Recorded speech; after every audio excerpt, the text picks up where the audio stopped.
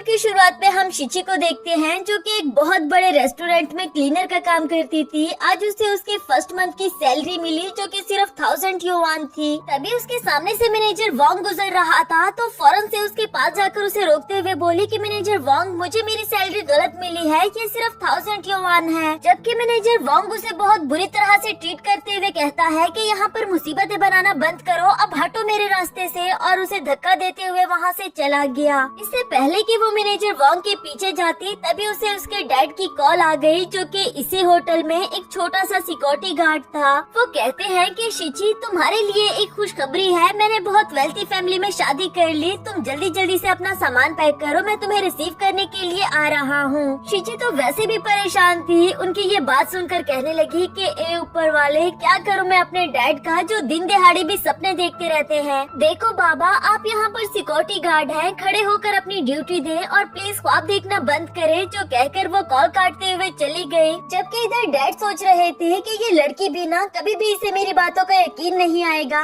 तभी उनके पास उनकी नई वाइफ जो कि इसी रेस्टोरेंट की सीईओ और बहुत वेल्थी फैमिली से थी, इनके पास आ जाती है। सभी गार्ड्स इनको शादी कर लेने पर मुबारकबाद कह रहे थे, जबकि वो सीईओ कहने लगी कि अब हम दोनों की शादी हो चुकी तो तुम्हारी बेटी अब से मेरी बेटी है, आप जल्दी जल्दी से चेंज कर लो तो फिर हम दोनों मिलकर अपनी बेटी को रिसीव करने के लिए जाएंगे। जबकि दूसरी तरफ बेचारी शिची वो मैनेजर वोंग से अपनी सैलरी डिस्कस करने के लिए आई थी कि जब मैंने ये कंपनी ज्वाइन की तब मुझे मेरी बेसिक सैलरी 3000 युआन बताई गई थी, जबकि अब मुझे सिर्फ 1000 युआन मिला है, ऐसा कैसे हो सकता है। इस पर मैनेजर वोंग बोला कि अच्छा ठीक है, मैं तुम्हें एक बार अच्छे से समझा देता हूँ और बार बार फिर मेरे पास मुंह उठाकर मत चली आना। तुम्हारी बेसिक सैलरी 3000 युआन थी ना, तुम्हारी हाफ सैलरी हमने सिक्योरिटी के तौर पर अपने पास रख ली और जो बाकी की हाफ सैलरी बची है यानी कि 1500 युआन, उसमें भी तुम ये देखो कि तुम इस महीने 5 बार जॉब पर लेट आई हो। अब लेट आने के भी तो तुम्हारे चार्जेस कटेंगे ना, और फिर एक बार तुम जल्दी भी चली गई थी। शिची बेचारी काफी परेशान हो गई। वो कहने लगी कि नहीं, ऐसी बात नहीं है, मैं तो कभी लेट हुई ही नहीं, बल्कि होटल की घड़ी खराब थी और जहाँ तक जल्दी जाने की बात है तो मैं एक कस्टमर को उसका सामान देने के लिए गई थी जो कि होटल रूम में रह गया था। अगर आपको यकीन नहीं आ रहा तो ये देखो, मैंने ग्रुप में भी आपको मैसेज कर दिया था। मैनेजर वोंग तो मानने के लिए तैयार ही नहीं थे। वो कहते हैं कि मैं सारा रिकॉर्ड इस बुक में देखता हूँ, अब जब तुम जल्दी गई थी तो मुझे भी तुम्हारी सैलरी काटनी ही होगी, अब कुछ भी नहीं हो सकता। और हाँ, मुझे याद आया कि इस महीने 2 कस्टमर्स ने हमारी रूम की बुकिंग को कैंसिल करवा दिया था। उन रूम्स की सफाई तुमने की थी ना, जरूर तुमने कोई गड़बड़ की होगी। देखा, तुम्हारी वजह से हमारे होटल का कितना बड़ा नुकसान हुआ है और तुम इतनी सेल्फिश हो कि सिर्फ अपनी सैलरी के बारे में सोच रही थी। शिची बोली, मगर मेरी जिम्मेदारी तो सिर्फ इनिशियल सफाई करना है ना,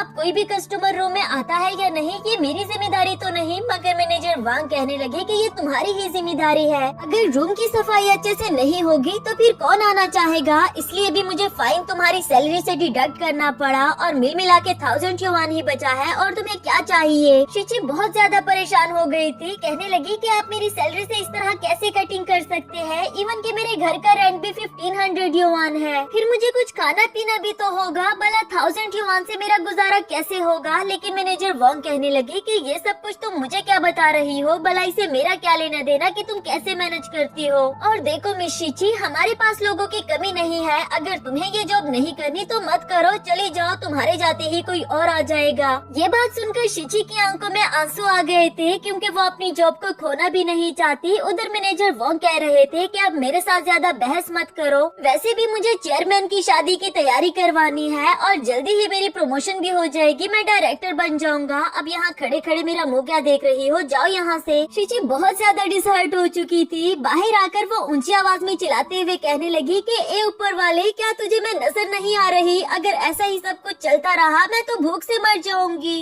तभी उसके सामने एक गाड़ी आकर रुकी जो इसे देखते हुए पूछने लगे कि तुम्हारा नाम शिची ही है ना। वो बोली कि हाँ। तो इसके बाद वो लोग इसे जबरदस्ती अपने साथ ले जाने लगे। शिची तो काफी ज्यादा डर गई थी कि प्लीज छोड़ो मुझे, मैं मरना नहीं चाहती। उसे आलीशान घर पहुंचा देने के बावजूद भी वो यही कह रही थी कि देखो आप जो कोई भी हो, मैंने आपका चेहरा अभी तक नहीं देखा, मुझे जाने दो, मैं किसी से कुछ नहीं कहूँगी। सामने से डैड उसे आवाज देते हुए कहते हैं कि अरे पगली, मैं तुम्हारा बाबा हूँ। शिची ने जब उन्हें देखा देखा तो हैरान हो गई। कहने लगी कि डैड, आपने चेयरमैन का हाथ क्यों पकड़ रखा है? वो बोली कि बेटा, अभी भी तुम मुझे चेयरमैन कह रही हो, मुझे मॉम कहकर बुलाओ। ये सुनकर तो शिची और भी ज्यादा हैरान हो गई कि क्या मॉम? जल्दी से डैड को साइड पर लाकर उनसे पूछने लगी कि डैड, क्या सच में आपने इनसे शादी कर ली? और वो बोले कि हाँ, मैंने तुम्हें बताया तो था। खैर, मैंने तुम्हारे लिए गिफ्ट प्रिपेयर किया है, ये देखो। इतना सारा गोल्ड देखकर तो शिची के होश ही उड़ गए थे। डैड उसे संभालने लगे। शिची गोल्ड को देखते हुए कहती है कि मुझे यकीन नहीं आ रहा कि इतनी छोटी सी एज में मैं इतनी अमीर हो जाऊंगी। जबकि मॉम कहने लगी कि तुमने अपने डैड का बहुत ज्यादा ख्याल रखा, उनके लिए बहुत मेहनत की, लेकिन अब तुम्हारे मुश्किल दिन गुजर गए हैं, मेरे बच्चे नहीं, इसलिए आज से तुम मेरी ही बेटी हो। ये देखो, मैंने भी तुम्हारे लिए एक गिफ्ट प्रिपेयर किया है। शिची भी देखकर काफी ज्यादा खुश हो गई थी। उनको गले लगाते हुए बोली कि आपका बहुत शुक्रिया मॉम। मॉम बोली कि इसके अलावा भी तुम्हारे लिए एक काम है, ये देखो हमारी वेडिंग रिंग्स। मैं चाहती हूँ कि इसे तुम ही डिलीवर करो। इतनी एक्सपेंसिव रिंग्स देखकर पहले तो शिची के होश ही उड़ गए थे। इसके बाद हमें वेडिंग का सीन दिखाया गया, जहाँ मैनेजर वोंग सभी सर्वेंट्स को गाइड कर रहा था कि आगे वाली टेबल सिर्फ चेयरमैन की फैमिली के लिए होगी, कोई और वहाँ पर बैठने ना पाए। और ये शिची कहाँ पर रह गई? अभी तक आई क्यों नहीं है? ये लड़की बिना इतनी इम्पोर्टेंट इवेंट में भी ये लेट हो गई। तभी दूसरी तरफ से शिची की एंट्री हुई, जो कि अच्छे से ड्रेसअप होकर आई थी और बहुत प्यारी लग रही थी। मगर मैनेजर वोंग से ये कैसे बर्दाश्त होता? उन्हें तो देखकर काफी ज्यादा गुस्सा आ गया। ऊपर से वो बैठी भी चेयरमैन की फैमिली के टेबल पर थी। मैनेजर वोंग उसके पास आकर बाकी सबको हेलो हाय करता है और उसे कहने लगा कि ये तुम क्या कर रही हो? क्या तुम्हें काम नहीं करना? शिची कहती है कि मैंने एक दिन की छुट्टी ली है इस वेडिंग सेरेमनी को अटेंड करने के लिए। वोंग को तो काफी ज्यादा गुस्सा आ गया। वो कहता है कि छुट्टी क्या, तुम तो ओवर टाइम काम करना डिजर्व करती हो। अगर अब शिची भी उसे कहाँ डरने वाली थी। वो कहती है कि अगर ऐसी बात है तो फिर मैं अभी के अभी जॉब से रिजाइन दे रही हूँ। चलो वो मेरे पैसे वापस करो जो तुमने सिक्योरिटी के तौर पर अपने पास रखे थे। मैनेजर वोंग को तो और भी ज्यादा गुस्सा आ गया। वो कहता है कि तुम कितनी डीठ हो, निकलो यहाँ से, इससे पहले कि यहाँ पर तमाशा बन जाए। मगर शिची जाने के लिए भी राजी नहीं थी। वो कहती है कि क्या तुम्हें लगता है कि ये शादी मेरे बगैर हो पाएगी? अगर तो तुम्हें यकीन नहीं आ रहा तो फिर ये रिंग्स देख लो, भला रिंग्स के बगैर शादी कैसे होगी? मैनेजर वोंग ने जब उसके हाथ में रिंग्स देखी तो फौरन उसके हाथ से छीन लेता है कि ये तुमने कहाँ से चोरी की? अब तो मैं तुम्हें यहाँ से जाने भी नहीं दूंगा। सिक्योरिटी गार्ड्स कहाँ रह गए हो? शिची उससे वो रिंग्स वापस लेना चाह रही थी कि ये तुम क्या कर रहे हो, वापस करो मुझे। तब तक दुल्हा और दुल्हन की एंट्री हो जाती है। उन दोनों के स्टेज पर आने के बाद अब चेयरमैन की बेटी यानी कि शिची को स्टेज पर बुलाया जा रहा था वो रिंग्स लाने के लिए, जो कि इस वक्त मैनेजर वोंग के हाथों में थे। वो जल्दी से अपने नंबर बढ़ाने के लिए आगे आते हुए बोला कि रिंग्स मेरे हाथों में है, इसे किसी ने चोरी कर लिए थे, मगर टाइमली मैंने इसे ढूंढ निकाले। चेयरमैन सबके सामने शिची को आवाज देते हुए कहती है कि बेटा रिंग्स लेकर स्टेज पर आ जाओ। जो सुनकर अब शिची भी उसके हाथों से वो रिंग्स ले लेती है और उसे घूर घूर कर देखने लगी। मैनेजर वोंग भी हैरान था कि आखिर ये क्या हो रहा है। ऊपर स्टेज पर जाकर जब शिची बोली कि मॉम डैड आप दोनों को शादी के लिए बहुत बहुत मुबारक हो, तभी मैनेजर वोंग को रियलाइज हुआ कि जाने अनजाने में उसने कितना बड़ा ब्लंडर मार दिया है। मगर खैर अभी भी कुछ ज्यादा देर नहीं हुई, मैं उससे माफी मांग लूंगा। इधर चेयरमैन यानी कि शिची की मॉम शिची को सभी लोगों से इंट्रोड्यूस करवा रही थी कि ये मेरी बेटी है। सिर्फ इतना ही नहीं बल्कि फ्यूचर में मेरी तमाम प्रॉपर्टी की ऑनर भी। अब तो मैनेजर वोंग के होश ही उड़ गए, क्योंकि पहले तो उसे कुछ उम्मीद की किरण नजर आ रही थी, मगर अब वो भी टूट गए। इधर शिची भी काफी ज्यादा खुश थी और माइक अपने हाथ में लेते हुए कहती है कि मैनेजर वोंग तुम्हें क्या लगता है मैं तुम्हें बख्श दूंगी? अभी के अभी तुम्हें फायर किया जाता है। उसके साथ वही हुआ जो कि वो डिजर्व करता था। इसी के साथ हमारा फर्स्ट एपिसोड यहाँ पर खत्म हुआ। हेलो दोस्तों, तो बढ़ते हैं इस सीरीज के सेकंड एपिसोड की तरफ। एपिसोड की शुरुआत में हमें शिची को दिखाया जाता है जो कि अपनी मॉम के साथ आई थी। मॉम उसे कहती है कि गर्मी तो आज काफी हो रही है, मगर अभी भी हमें 30 बिल्डिंग से रेंट लेना होगा। तुम्हारा बहुत शुक्रिया कि तुम इतनी गर्मी में भी मेरे साथ काम करने के लिए आई हो। मगर शिची कहने लगी कि अरे मॉम शुक्रिया की क्या बात, और वैसे भी ये मेरा फर्स्ट टाइम एक्सपीरियंस होगा लैंड लेडी होने का। मॉम ने उसे बिल्डिंग नंबर बताया, जिसके बाद शिची रेंट लेने के लिए चली गई। आफ्टर दैट जब वो बिल्डिंग में इंटर हुई तो कहने लगी कि सर मैं आपका रेंट लेने के लिए आई हूँ। ओल्ड मैन ने पहले से ही रेंट तैयार रखा था। कहने लगा कि ये लो बेटा 4500 युआन मेरा मंथली रेंट। शिची ने जब देखा कि वो इतने बूढ़े हैं, ऊपर से पैसे देते वक्त भी उनके हाथ कांप रहे थे, तो इसे उन पर रहम आ जाता है। पूछने लगी कि पैसे कमाना और इतने सारे पैसे रेंट के लिए जमा करना ये आपके लिए आसान काम तो नहीं होगा। हाँ लेकिन मैं आपकी एक मदद कर सकती हूँ, आपकी टोटल रेंट अमाउंट से एक जीरो हटा देती हूँ, जिसके बाद 4500 युआन से वो 450 युआन बन गया। हाँ लेकिन इसके बदले मैं जब भी आपके पास रेंट लेने के लिए आऊँ तो आपको मुझे फ्री की आइसक्रीम देनी होगी। क्या ये सौदा मंजूर है? ग्रैंडपा तो खुश हो गए थे। वो कहते हैं कि आपने तो मेरा काम ही आसान कर दिया। शिची बोली कि बस फिर डील हुई, हर महीने आप मुझे फ्री की आइसक्रीम देंगे। तब तक उसका एक्स बॉयफ्रेंड लियो भी आ पहुंचा था, जो कहने लगा कि शिची फ्री की आइसक्रीम के लिए तुम इस बूढ़े से आदमी को ब्लैकमेल कर रही हो। बहुत अच्छा फैसला किया था मैंने जो तुमसे ब्रेकअप कर लिया। देखो मेरी गर्लफ्रेंड शिन को तुमसे ज्यादा वाइट, ज्यादा प्यारी और रिच है। जब से ये मेरी किस्मत में आई है, मेरी किस्मत का सितारा तो चमकने लग गया और तुम गरीब के गरीब ही रहना। शिन बोली कह रही छोड़ो भी, एक तो वो पहले से ही गरीब है, ऊपर से तुम उसके जख्मों पर नमक छिड़क रहे हो। चलो भी चलते हैं यहाँ से। शिची इन दोनों के मुंह पर स्प्रे कर देती है। कहने लगी कि क्या तुम दोनों मेरे सामने मच्छरों की तरह बस कर रहे हो, निकलो यहाँ से, इससे पहले कि मैं तुम लोगों को धक्के मार कर निकालूं। लियो को उसका ये बिहेवियर बिल्कुल भी अच्छा नहीं लगा। वो कहता है कि कहने को तो तुम एक गार्ड की बेटी हो, मगर अपना एटीट्यूड तो देखो। मुझे तो तुम्हारे लिए बुरा लग रहा है कि जो तुम्हारी फैमिली कंडीशन है, कोई भी लड़का तुम्हारे साथ रिलेशनशिप में नहीं आना चाहेगा। शिची को भी उसकी ये बात सुनकर गुस्सा आ गया था। वो कहती है कि जाते हो तुम लोग या दोबारा से स्प्रे करूं। और जहाँ तक रिलेशनशिप की बात है तो मैं तुमसे पहले ही अपना बॉयफ्रेंड ढूंढ चुकी थी, वो तुमसे ज्यादा हैंडसम और ज्यादा रिच है। लियो कहने लगा कि ओह अच्छा, अगर ऐसी बात है तो कल हमारी कंपनी ऑफिशियली लिस्टेड होने वाली है। अगर तुम में इतनी हिम्मत है तो तुम भी उस सेरेमनी में अपने उस रिच बॉयफ्रेंड को लेकर जरूर आना। जरा मैं भी तो देखूं कौन है वो रिच जो तुमसे रिलेशनशिप में आ गया। ये कहने के बाद वो अपनी गर्लफ्रेंड को लेकर वहाँ से चला गया, जबकि इधर शिची सोच रही थी कि ओ गॉड, इतनी बड़ी बात कह दी कि मेरा बॉयफ्रेंड बहुत हैंडसम और रिच है, अब कहाँ से लेकर आऊँ ऐसा बॉयफ्रेंड। थोड़ी ही देर में उसके पास एक लड़का आया जिसने काफी गंदे कपड़े पहने हुए थे और आते साथ ही उसकी आइसक्रीम को बाइट कर देता है, ये कहते हुए कि ये बहुत डिलीशियस लग रही है। शिची बोली कि अरे अरे तुम कौन हो और ये क्या कर रहे हो? बदले में वो एक प्यारी सी स्माइल देता है। शिची ने जब उसकी स्माइल देखी तो वो समझ गई कि ये कोई पागल वागल लग रहा है। धीरे से कहने लगी, मगर पागलों को कैसे पता चलेगा कि कोई उनका फायदा उठाने की कोशिश कर रहा है। इसके बाद वो उसे अपने साथ सैलून में ले आई थी और यहाँ रिसेप्शनिस्ट को बताती है कि जल्दी से इस लड़के का हेयर कट करके इसे अच्छे से तैयार कर दो।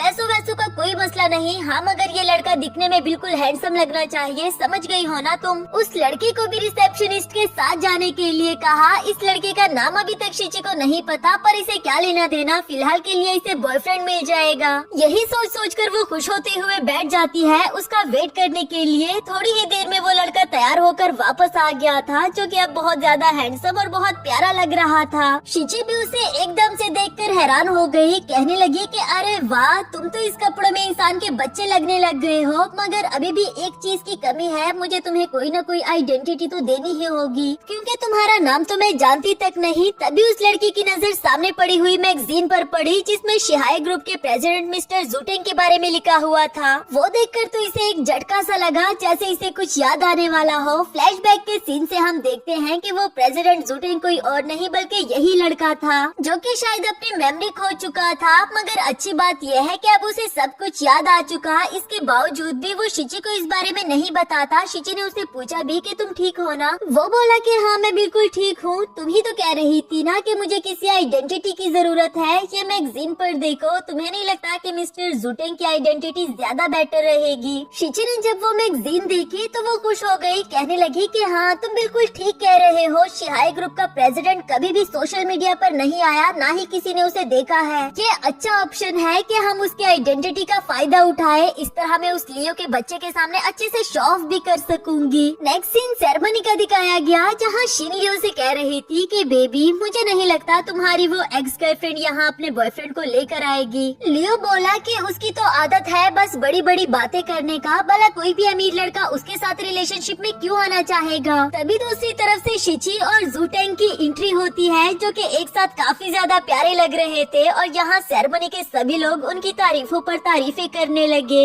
लियो और शिन से ये बात कैसे बर्दाश्त होती कि यहाँ के सब लोग उन दोनों की तारीफ करें। लियो पूछने लगा कि तुमने यहाँ पर आने की हिम्मत तो कर ली, अब जरा इंट्रोडक्शन भी करवाओ, ये तुम्हारे साथ है कौन?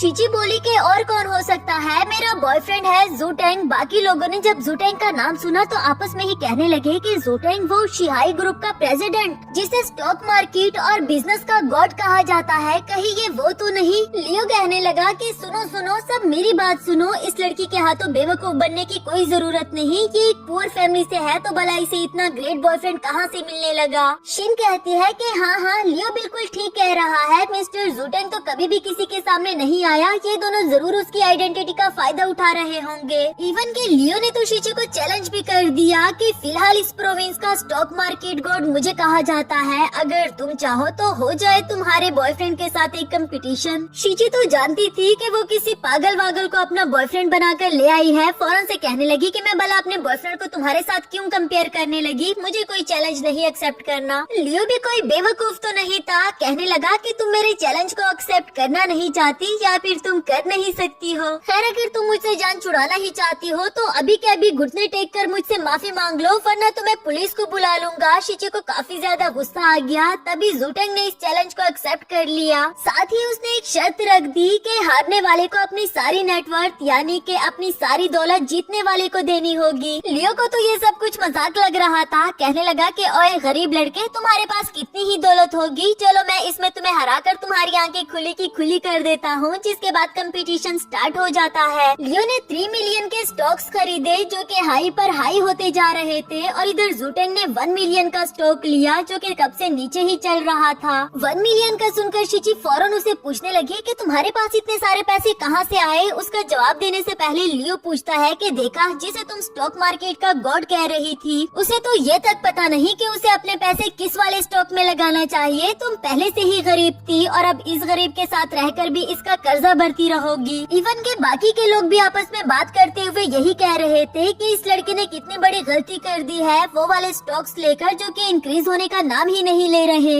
इसके बावजूद भी ज़ूटेंग शिची से कहने लगा कि तुम फिक्र नहीं करो, जल्दी ही हमारा अच्छा टाइम आने वाला है, बस तुम थोड़ा सा वेट करो और देखती जाओ। कुछ देर के बाद देखते ही देखते ज़ूटेंग का लिया हुआ स्टॉक इंक्रीज करने लगा, जबकि लियो ने जो 3 स्टॉक्स ले रखे थे वो डाउन पर आने लगे। अचानक से देखकर तो सभी लोग हैरान हो गए कि अरे अरे ये क्या हो गया, लियो के तीनों स्टॉक्स तो नीचे आ रहे हैं, जबकि इस लड़के का लिया हुआ एक स्टॉक ऊपर ही चला गया। पर इस लड़के को कैसे पता था कि ये स्टॉक ऊपर जाएगा? इधर शिची भी देखकर हैरान थी और लियो के पांव तले तो जमीन ही निकल गई कि अचानक से बाजी कैसे पलट गई। शिची तो काफी ज्यादा खुश हो गई थी, वो कहती है कि देखो देखो तुम जीत गए हो, इवन के तुम्हें 50 मिलियन का प्रॉफिट भी हो गया। मगर ये बात शिन से बर्दाश्त नहीं हुई, वो कहती है कि ये सारा तो लक का काम है, और जहाँ तक शिहाई ग्रुप के प्रेसिडेंट मिस्टर ज़ूटेंग की बात है तो हमारी कंपनी ने पिछले हफ्ते उनका इंटरव्यू लिया था, मेरे पास उसकी वीडियो है, मैं अभी सबको दिखाती हूँ, जिससे ये बात प्रूफ हो जाएगी कि शिची झूठ बोल रही है और किसी और लड़के को शिहाई ग्रुप का प्रेसिडेंट बनाकर यहाँ पर ले आई है। उसकी ये बात सुनकर तो शिची डर गई थी कि अब फाइनली उसकी असलियत सबके सामने आने वाली है। वो ज़ूटेंग से कहने लगी कि खड़े क्या हो, चलो चलो जल्दी निकलो यहाँ से। ज़ूटेंग कहीं भी नहीं जाता, वो वहीं पर खड़ा रहा क्योंकि वो जानता था कि वो रियल ज़ूटेंग है। दूसरी तरफ से वो वीडियो भी स्टार्ट हो गई और फाइनली सब लोग देख लेते हैं कि असल में तो ये लड़का ही ज़ूटेंग है। बेचारी शिची जो कि अभी तक उसे कोई बेवकूफ सा लड़का समझ रही थी, उसकी तो बोलती ही बंद हो गई। इवन के शिन भी देखकर हैरान हो जाती है और उसे रियलाइज हुआ कि जाने अनजाने में उसने कितना बड़ा ब्लंडर मार दिया। फौरन ही उसने लियो के साथ ब्रेकअप कर लिया, जो कि बेचारा उसकी मिन्नतें कर रहा था कि तुम मेरी गर्लफ्रेंड हो, तुम मुझे ऐसा धोखा नहीं दे सकती। जबकि शिन ज़ूटेंग के पास आकर उसे कहती है कि मैंने यीजिंग बिल्डिंग में एक पूरा फ्लोर खरीदा है अपनी कंपनी बनाने के लिए। ये एक गरीब लड़की है, ये तुम्हें डिजर्व भी नहीं करती, तुम्हारा और मेरा मैच एक दूसरे के साथ परफेक्ट रहेगा। उसकी ये बात सुनकर शिची ने उसे कॉल की और कहती है कि यीजिंग बिल्डिंग में जो फ्लोर तुमने रेंट पर ले रखा था उसका रेंट 100% बढ़ चुका है, जिससे उसको पता चला कि उसकी लैंड लेडी कोई और नहीं बल्कि शिची ही है। शिची भी उसे चिढ़ाते हुए कहती है कि मेरे पास एक नहीं बल्कि कई सारी बिल्डिंग्स हैं। खैर शिन के साथ तो वही हुआ जो वो डिजर्व करती थी। इसी के साथ हमारा ये वाला एपिसोड भी खत्म हुआ। हेलो दोस्तों, हाजिर हुई इस सीरीज के थर्ड एपिसोड के साथ। अगर वीडियो पसंद आए तो वीडियो को लाइक और चैनल को सब्सक्राइब जरूर कर देना। एपिसोड की शुरुआत में शिची को दिखाया जाता है जो कि साइकिल चलाते हुए जा रही थी, पर ये बात मॉम और जुटेंग से बिल्कुल भी बर्दाश्त नहीं होती। मॉम उसे आवाज देते हुए कह रही थी कि शिची, तुम्हारी मॉम की इस सिटी में कितनी सारी प्रॉपर्टी है, क्या ये अच्छा लगेगा कि तुम कहीं और जाकर छोटी मोटी सी जॉब करो। जुटेंग भी यही कह रहा था कि तुम्हारा हस्बैंड CEO है, तुम बस ऑर्डर करो, अगर मैंने कुछ हाजिर ना किया तो फिर कहना। शिची भी उन दोनों की बातें सुन सुनकर पक चुकी थी। आखिरकार साइकिल रोकते हुए कहने लगी कि उफ, आप दोनों को मेरी बात समझ क्यों नहीं आ रही। मैं बस शॉपिंग करने के लिए जा रही थी और साथ में मूवी भी देख लूंगी। अभी भी मॉम यही कहती है कि अगर तुम्हें मूवी देखनी थी तो मुझे पहले बता देती, चलो मैं तुम्हारे लिए एक स्पेशल ट्रैक्टर बनवा देती हूँ। दूसरी तरफ से जुटेंग कहने लगा कि हाँ ये सही रहेगा, मैं तुम्हारे लिए एक शॉपिंग मॉल बनवा देता हूँ। बेचारी शिची को तो कुछ कहने का मौका ही नहीं मिल रहा था। इवन के जुटेंग उसे सिटी के 3 अच्छे कंस्ट्रक्टर्स की प्रोफाइल दिखा देता है कि तुम खुद ही चूज करो तुम्हारे ये दोनों प्रोजेक्ट किसे दे। ना चाहते हुए भी शिची को चूज करना पड़ा। वो कहती है कि ये मिस्टर जिया काफी अच्छा लग रहा है, ये डिसेबल्ड लोगों को भी जॉब्स पर रखता है और इसने यंग एंटरप्रेन्योर का अवार्ड भी जीत लिया, इसलिए बेहतर होगा कि ये दोनों प्रोजेक्ट्स इसे दे दिए जाए। नेक्स्ट सीन में हमें मिस्टर जिया को दिखाया गया जो कि 3 पीस सूट पहनकर अपने ऑफिस से बाहर निकला। वही बेचारे डिसेबल्ड लोग बैठे हुए उनको रोकते हुए पूछने लगे कि मिस्टर जिया, हमने सुना है कि आपको 2 बड़े प्रोजेक्ट्स मिले हैं, एक सिनेमा का और एक शॉपिंग मॉल का। प्लीज अब तो हमें हमारी सैलरीज दे दो। तब तक यहाँ पर शिची भी पहुँच जाती और उन लोगों की ये सारी बातें भी सुन लेती है। दिल ही दिल में कहने लगी कि अच्छा तो ये है वो मिस्टर जिया जो कि डिसेबल्ड लोगों को जॉब्स ऑफर करता था। उधर मिस्टर जिया कहने लगा कि अच्छा तो तुम लोगों को सैलरीज चाहिए, फिर खड़े क्यों हो, घुटने टेको और मेरे सामने मिन्नतें करो सैलरी मांगने की। वो बेचारे तो बिल्कुल भी देर नहीं करते और जल्दी जल्दी से घुटने टेक देते हैं। मगर तभी शिची आगे आते हुए कहने लगी कि अरे अंकल, ये आप क्या कर रहे हैं, उठे उठे खड़े हो जाएं। आपको इसके सामने घुटने टेकने की कोई जरूरत नहीं, सैलरी आपका हक है जो इसे हर हाल में आपको देनी होगी। आप इसके लिए काम करते हो तो आपको इसे भीख मांगने की क्या जरूरत। मगर वो अंकल कहने लगा कि नहीं बेटा, तुम नहीं जानती, मेरी बूढ़ी माँ हॉस्पिटल में जिंदगी और मौत की जंग लड़ रही है, मेरे बच्चों की स्कूल की फीसिस पेंडिंग है, मैं और लेट नहीं कर सकता। जो कहकर वो दोबारा घुटने टेक लेता है। इधर मिस्टर जिया उस पर हंसने लगा। वो कहता है कि अरे वाह, तुम तो बहुत ज्यादा ओबीडियंट हो, तुम्हें सैलरी तो जरूर मिलेगी, लेकिन कब, ये सिर्फ मेरे मूड पर डिपेंड करता है। शिची को सुनकर काफी ज्यादा गुस्सा आ गया था। वो कहने लगी कि तुम्हें शर्म नहीं आ रही, इन लोगों की लाइफ वैसी ही इतनी टफ है और तुम इन लोगों के लिए और ज्यादा मुसीबतें बढ़ा रहे हो। ये कहकर वो उसे एक लात भी मार देती है। मिस्टर जिया की तो बैंड ही बज गई थी, मगर फिर भी वो खुद पर कंट्रोल करते हुए कहता है कि तुम्हें क्या लगता है मैं इन लोगों के साथ जुल्म कर रहा हूँ? नहीं, ऐसा नहीं है, ये लोग मेहनत ही नहीं करते, तो इसमें मेरी क्या गलती, मैं इन लोगों को किस चीज के पैसे दूँ? शिची बोली कि ओह अच्छा, तुम मुझे अंधी समझते हो क्या? ये देखो, काम कर करके इनके हाथों पर खून के चाले बन गए हैं और तुम कह रहे हो कि ये लोग मेहनत नहीं करते, बगैर मेहनत के ये कैसे हो सकते हैं? मिस्टर जिया ने अब अपनी औकात दिखाना शुरू कर दी थी। वो कहने लगा कि तुम गरीब लोग इस काबिल नहीं कि मुझे कुछ भी सिखाओ, चलो जाओ जाओ और अपना काम करो। वैसे भी मुझे यंग एंटरप्रेन्योर का अवार्ड मिला है जो आज रात को मैं रिसीव करने के लिए जाऊंगा। मैं नहीं चाहता कि तुम लोगों की वजह से खामखा मेरा मूड खराब हो जाए। और तुम सब चीप वर्कर्स, तुम लोगों ने मुझे ऑफेंड किया है, अब तो सारी जिंदगी तुम लोगों को सैलरी नहीं मिलने वाली। जो कहकर वो वहाँ से चला जाता है। इधर अंकल शिची से कहने लगा कि बेटा, तुम्हें खामखा बीच में नहीं आना चाहिए था, तुम नहीं जानती कि हम लोग कितने ज्यादा मजबूर है। मगर शिची उनको समझाते हुए कहती है कि अंकल आप फिक्र नहीं करें, मैं हूँ ना, मैं सब कुछ ठीक कर दूंगी। नेक्स्ट सीन में शिची को काफी ज्यादा गुस्सा आ रहा था। वो यही सोच रही होती है कि मिस्टर जिया को सबक कैसे सिखाया जाए। तभी मॉम आते हुए बोली कि बेटा तुम फिक्र क्यों करती हो, तुम्हारी मॉम है ना, मैं हमेशा के लिए उसे बिजनेस इंडस्ट्री में बैन करवा दूंगी। शिची बोली कि नहीं मॉम, ये सजा तो उसके लिए बहुत कम होगी। आज शाम को वो अपना अवार्ड रिसीव करने वाला है ना, मैं उसे ऐसी सजा देना चाहती हूँ कि वो हमेशा के लिए याद रखे। बाकी का काम मॉम ने शिची पर छोड़ दिया था क्योंकि वो जानती थी कि उनकी बेटी कितनी समझदार है और ऐसे लोगों को तो वो कभी भी जाने नहीं देती। नेक्स्ट सीन हमें अवार्ड सेरेमनी का दिखाया गया जहाँ यंग एंटरप्रेन्योर के अवार्ड के लिए मिस्टर जिया को नॉमिनेट किया गया था। वो भी काफी खुश होकर अपना अवार्ड लेने के लिए आ ही रहा था। तभी दूसरी तरफ से शिची उन सभी अंकल्स के साथ आते हुए कहती है कि रुक जाओ, इतनी भी क्या जल्दी है। वो अंकल्स भी यही कह रहे थे कि हमें इंसाफ चाहिए, हमें हमारी सैलरीज वापस करो। ये सुनकर वहाँ बैठे हुए लोग भी आपस में ही बातें करते हुए कहने लगे कि इंसाफ, कैसा इंसाफ, ये कौन लोग हैं और यहाँ क्या करने आए हैं? मिस्टर जिया भी समझ चुका था कि आज उसके साथ क्या होने वाला है। वो जल्दी जल्दी से शिची के सामने आते हुए कहने लगा कि तुम यहाँ पर क्या कर रही हो? शिची बोली कि तुम्हें सुनाई नहीं दिया, हम इंसाफ लेने के लिए आए हैं। तो वो कहता है कि समझ गया, तुम लोगों को पैसे चाहिए ना, देता हूँ पैसे, लेकिन इसके बाद यहाँ से दफा हो जाना। आज मुझे अवार्ड मिलने वाला है और तुम लोग इसे डिले कर रहे हो। तुम लोगों को कुछ अंदाजा भी है कि ये कितना इम्पोर्टेंट है मेरे लिए? ये लो पैसे और अब यहाँ से दफा भी हो जाओ। शिची ने उसके हाथ से पैसे तो ले लिए, मगर अब वो इतनी आसानी से यहाँ से जाने वाली नहीं थी। सारे पैसे उसने ऊपर की तरफ फेंक दिए, ये कहते हुए कि कुछ काम ना इंसान को वक्त से पहले ही कर लेने चाहिए, मगर अफसोस कि अब तुम्हारा वक्त गुजर चुका,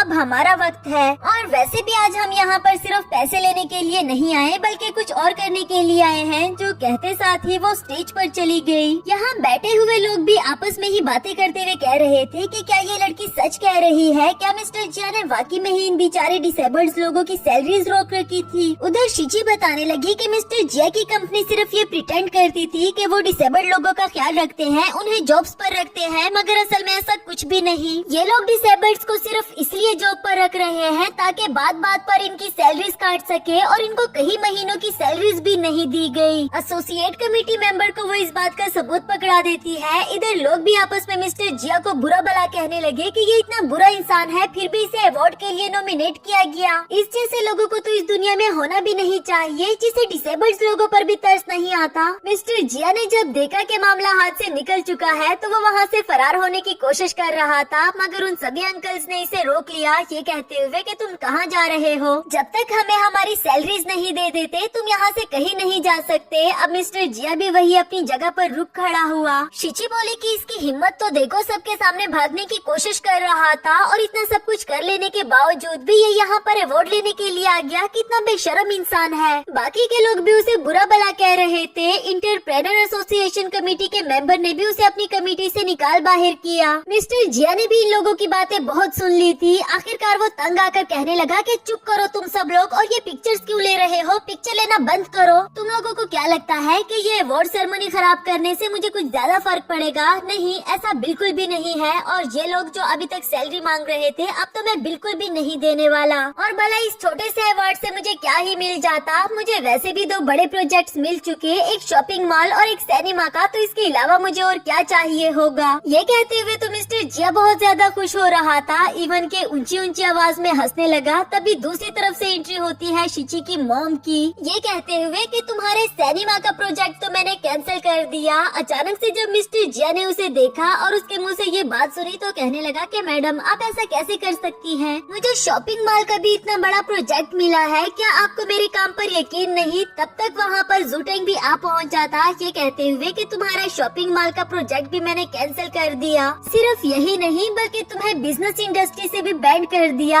यहाँ तो मिस्टर जिया के होश ही उड़ गए। वो पूछने लगा मगर क्यों? मैंने ऐसा कुछ भी नहीं किया और आप लोगों को तो मैंने कभी भी ऑफेंड नहीं किया। मॉम बोली कि तुमने मुझे तो ऑफेंड नहीं किया, मगर मेरी बेटी को तो किया है ना। तब तक शिची भी उसके सामने आ गई थी। जूटिंग भी यही कह रहा था कि हाँ तुमने मेरी वाइफ को ऑफेंड किया है। मिस्टर जिया तो अब स्पीचलेस हो गया था। वो कहने लगा कि तुम रिच फैमिली की बेटी हो। इवन की फेमस बिजनेसमैन की वाइफ भी अब उसके होश ठिकाने आ गए थे और फौरन से यू टर्न लेते हुए कहने लगा कि प्लीज प्लीज मुझे माफ कर दो, मुझसे गलती हो गई है, मैं आइंदा ऐसा कभी भी नहीं करूँगा। शिची बोली कि अच्छा तो अब तुम ये चाहते हो कि मैं तुम्हें माफ कर दूं, पर इसके लिए मेरी एक शर्त है, तुम वापस जाओ कंस्ट्रक्शन करने के लिए, लेकिन अब से ये सब तुम्हारे बॉस होंगे और तुम इसके एम्प्लॉय। मिस्टर जिया इस बात को कैसे एक्सेप्ट करता? वो तो लाचार होकर वहीं पर बैठ जाता है, जबकि शिची बड़े मजे से कहने लगी कि इतनी फिक्र क्यों कर रहे हो? मैं तुम्हारे जितनी बुरी नहीं हूँ, तुम्हें तुम्हारी सैलरी जरूर मिलेगी, मगर कब ये सिर्फ मेरे मूड पर डिपेंड करता है। जो कहकर वो उसके सामने डांस करने लगी और इसी मजेदार से सीन के साथ हमारा ये एपिसोड भी खत्म हुआ। हेलो दोस्तों, तो बढ़ते हैं इस सीरीज के 4th एपिसोड की तरफ। अगर वीडियो पसंद आए तो वीडियो को लाइक और चैनल को सब्सक्राइब जरूर कर देना। एपिसोड की शुरुआत में शिची को अपने डैड के साथ गेम खेलते हुए दिखाया जाता है। वो मजे मजे से वेटर को आवाज देते हुए कह रही थी कि बॉस जल्दी जल्दी से मेरे लिए एक इंस्टेंट नूडल ले आओ। डैड भी उसके साथ बिल्कुल बच्चे बन गए थे। वो भी वेटर को आवाज देते हुए कहते हैं कि हाँ हाँ एक नूडल का बाउल मेरे लिए भी ले आना। तभी एंट्री हुई चेयरमैन यानी कि लुएन की मॉम की, जो कि वेटर को रोक देती है कि कुछ भी लाने की जरूरत नहीं। डैड तो उसे देखकर काफी ज्यादा डर गए थे, इवन कि उनकी तो सांसें तक रुक गई। जबकि शिची तो अपने मजों में थी क्योंकि अभी तक उसने मॉम को देखा नहीं था। डैड भी उसे होश में लाते हुए कहते हैं कि शिची तुम्हारी मॉम आ चुकी है। उनको देखकर तो शिची की भी बोलती बंद हो गई। मॉम बोली कि तुम दोनों यहाँ मजे से गेम खेलकर अपना टाइम वेस्ट कर रहे हो। इतना बड़ा बिजनेस है हमारा, कौन संभालेगा उसे? क्या मैं अकेले सब कुछ मैनेज कर सकती हूँ? शिची बोली कि मॉम वो सब तो ठीक है, मगर मैं सिर्फ एक छोटी सी एम्प्लॉय बनना चाहती हूँ, इससे बढ़कर और कुछ भी नहीं। जो सुनकर मॉम कहने लगी कि अच्छा ठीक है, फिर तो मुझे तुम्हारे डैड को ही भेजना होगा कंपनी को संभालने के लिए। तो मिस्टर जियानफू, आज से आप कंपनी के सबसे बड़े शेयर होल्डर होंगे। उन बेचारे के तो सुनकर होश उड़ गए। जबकि शिची कहने लगी कि अरे वाह डैड, घबराने की जरूरत नहीं, वैसे भी आप 50 इयर्स के हो चुके हैं और ये सही टाइम है एक कंपनी को संभालने का। तो कल हम दोनों ऑफिस में साथ जाएंगे। नेक्स्ट सीन में शिची को दिखाया गया, जो सबको हेलो हाय करते हुए कह रही थी कि मेरा नाम जान शिची है और आज मेरा पहला दिन है इस ऑफिस में। तभी एक लड़की जिया उसे पुश करते हुए बोली कि तुमने तो मुझे डरा ही दिया था। तुम्हें क्या लगता है कि हम यहाँ पर खड़े होकर तुम्हारा वेट कर रहे थे? भला एक इंटर्नी की इतनी औकात, बल्कि हम इस कंपनी के सबसे बड़े शेयर होल्डर का वेट कर रहे हैं। शिची को उस पर काफी ज्यादा गुस्सा आया, मगर तब तक कंपनी का शेयर होल्डर भी आ पहुँचा था, जो कि मिस्टर जियानफू ही होता है। वो इन सभी लोगों की अटेंशन लेकर अपना इंट्रोडक्शन करवाते हैं और बता रहे थे कि आज से मैं इस कंपनी का इंचार्ज हूँ। आई होप कि हम सभी लोगों का साथ में टाइम अच्छे से गुजरेगा। उनके जाने के बाद जिया कहने लगी कि ओह माय गॉड, मिस्टर जियानफू तो कितने हैंडसम है। शिची तो सुनकर हैरान हो गई और पूछने लगी कि बहन तुम्हारी आंखें ठीक तो है ना, तुम किसको हैंडसम कह रही हो? जिस पर जिया बोली कि तुम जैसे पेंडू लोगों को क्या पता, अमीर लड़के जिस भी एज में हो वो हमेशा हैंडसम ही लगते हैं। इस पर तो शिची ने कोई भी जवाब नहीं दिया और वहाँ से चली गई। नेक्स्ट सीन में जिया मिस्टर जियानफू से फ्लर्ट करने के लिए पहुँच आई थी। उनके पास आते हुए बोली कि मिस्टर जियानफू देखिए, मैं आपके लिए कावा बना कर लाई हूँ, वो भी इतना फिट वाला। एक बार ही पी लेने से आपकी नींद उड़ जाएगी और आप सारी रात बैठकर अपना काम कर सकेंगे। ये सुनकर मिस्टर जियानफू कहने लगे कि क्या सच में इससे मेरी नींद उड़ जाएगी? जिया बोली कि हाँ क्यों नहीं, कल रात मैंने भी यही वाला कावा पिया था, जिसके बाद मैं सारी रात बैठकर अपना काम आसानी से कर पाई। मिस्टर जियानफू को तो वैसे ही उसका ये बिहेवियर बड़ा अजीब लग रहा था। वो कहने लगे कि देखो अब मैं बूढ़ा हो चुका हूँ, इसलिए सारी रात बैठकर काम नहीं करना चाहता, क्यों ना तुम ही ये कावा पी लो और उसके बाद रिपोर्ट बनाने में मेरी हेल्प करो। जिया कहने लगी कि अरे ये भी कोई पूछने वाली बात है, मैं आपकी हेल्प जरूर करूँगी और आपको खुद को बुरा नहीं कहना चाहिए, अभी तो आप इतने जवान लगते हैं। ये कहकर वो शर्माते हुए चली गई। मिस्टर जियानफू भी सोच रहा था कि आखिर इस लड़की को क्या हो गया। नेक्स्ट सीन में जिया वो फाइल उठाकर शिची के पास ले आई और उसे ये रिपोर्ट तैयार करने के लिए कहती है, जो सुनकर शिची कहने लगी कि भला मैं तुम्हारे हिस्से का काम क्यों करूं, और अगर मैं तुम्हारा काम कर लूं तो तुम क्या करोगी? जिया बोली ऑफ कोर्स मैं मिस्टर जियानफू के साथ डेट पर जा रही हूँ। ये सुनकर तो शिची हैरान हो गई और कहने लगी कि ओ बहन, ये हमारा ऑफिस है, कोई डेटिंग कॉर्नर नहीं, जल्दी से अपना ब्रेन वॉश करके अपने काम पर लग जाओ। तभी शिची को उसके डैड के मैसेजेस आ जाते हैं कि शिची मैं तुम्हें कुछ पॉकेट मनी देना चाहता हूँ। इधर जिया की नजर भी उन मैसेजेस पर पड़ जाती है। कहने लगी कि ये तो मिस्टर जियानफू की प्रोफाइल है ना, तुमने ऑलरेडी ही इनको गॉडफादर का नाम भी दे दिया। कितनी तेज निकली तुम तो, मुझे हिदायत करती रहती हो कि किसी को भी मटेरियलिस्टिक नहीं होना चाहिए और खुद देखो मिस्टर जियानफू के साथ चक्कर चला रही हो, वो भी चोरी चुपे। शिची बोली कि पागल हो गई हो क्या, जरा हम दोनों को गौर से देखो, क्या हम दोनों में कुछ भी सेम नहीं लगता? जिया गौर से देखने के बाद कहने लगी कि अरे हाँ, तुम ये कहना चाह रही थी ना कि तुम दोनों कपल लगते हो, कितनी बेशर्म लड़की हो तुम। लेकिन ये मत समझना कि तुम जीत गई हो, क्योंकि विनर कौन है ये बात अभी तक फाइनलाइज नहीं हुई और हम भी देखते हैं कि किसकी सेड्यूसिंग एबिलिटी ज्यादा अच्छी है। शिची समझ चुकी थी कि हिंट देने के बावजूद भी इसके मोटे दिमाग में कुछ नहीं घुसने वाला, इसलिए वो ये कहते हुए जाने लगी कि मेरे पास इतना फजूल का टाइम नहीं जो मैं तुम्हारे साथ वेस्ट करूं। बाहर आने के बाद शिची काफी ज्यादा खुश थी क्योंकि जूटेंग खड़ा उसका वेट कर रहा था। ये भागकर उससे हक करती है और ये वाला सारा सीन इधर जिया ने भी देख लिया था। वो कहने लगी कि अरे ये तो शिहाई ग्रुप का प्रेसिडेंट मिस्टर जूटेंग है ना, इसका मतलब तो ये हुआ कि शिची डबल गेम खेल रही है, मिस्टर जियानफू के साथ भी और जूटेंग के साथ भी। साथ ही उसकी पिक्चर्स भी क्लिक कर ले कि अब देखना मैं तुम्हारे साथ करती क्या हूँ, बड़ी आई तुम मुझे हराने वाली। नेक्स्ट सीन में शिची को जिया की बातें सोच सोच कर काफी ज्यादा गुस्सा आ रहा था कि पता नहीं दुनिया में कैसे कैसे लोग रहते हैं। कि तभी जूटेंग उसके लिए एक गिफ्ट लेकर हाजिर हो गया, जो देखकर तो शिची बहुत ज्यादा खुश हो गई। डैड भी अपनी वाइफ के लिए सेम गिफ्ट लेकर हाजिर हो जाते हैं ताकि उनको ये बात फील ना होना कि उनकी केयर करने वाला कोई भी नहीं है। ये देखकर शिची कहने लगी कि मॉम हम कितनी लकी है ना, या फिर कुछ ज्यादा ही समझदार, क्योंकि हम दोनों ने अपने लिए वो पार्टनर्स चूज किए जो जानते हैं कि हमें कैसे खुश किया जाए। नेक्स्ट सीन मीटिंग का दिखाया गया, जहाँ मिस्टर तियानफू जूटेंग को इंट्रोड्यूस करवाते हुए बता रहे थे कि ये हमारे बड़े क्लाइंट है जिसके साथ हम एक प्रोजेक्ट पर काम करेंगे। थोड़ी ही देर में जिया भी पहुंच आए, ये कहते हुए कि ये मीटिंग नहीं हो सकती। मिस्टर तियानफू, शिची आपके साथ गेम खेल रही है। आपके साथ होने का नाटक करके ये मिस्टर जूटेंग के साथ हवाओं की सैर कर रही थी। मैंने खुद इसे अपनी आंखों से देखा, नहीं तो आप खुद पूछ लें। मिस्टर जानफू को सुनकर काफी ज्यादा गुस्सा आ गया। इधर जिया सोच रही थी कि शिची अब तुम देखती जाओ कि तुम्हारे साथ होता क्या है। उधर डैड उन दोनों से कहने लगे कि तुम दोनों हवाओं की सैर कर रहे थे और बेशर्मो मुझे इनवाइट तक नहीं किया। ये सुनकर इधर जिया के तो होश ही उड़ गए। वो कहने लगी कि मिस्टर तियानफू आपको ये मजाक लग रहा है। वो बोले कि प्लीज यहाँ रहकर हमारी मीटिंग खराब मत करो और ना ही फजूल किस्म के तमाशे बनाओ। बाहर जाकर अपना काम करो और अगर नहीं कर सकती तो रिजाइन दे दो, मुझे इससे कोई भी मसला नहीं। जिया को काफी ज्यादा गुस्सा आ रहा था कि आखिर उसका खेल उसी पर कैसे भारी पड़ गया। थोड़ी ही देर में वो बाहर आई और सबको इकट्ठा करते हुए कहने लगी कि सुनो सुनो, शिची इस ऑफिस में रहकर डबल गेम खेल रही है। अगर तुम लोगों को यकीन नहीं आता तो ये देखो, अपनी आंखों से देख लो।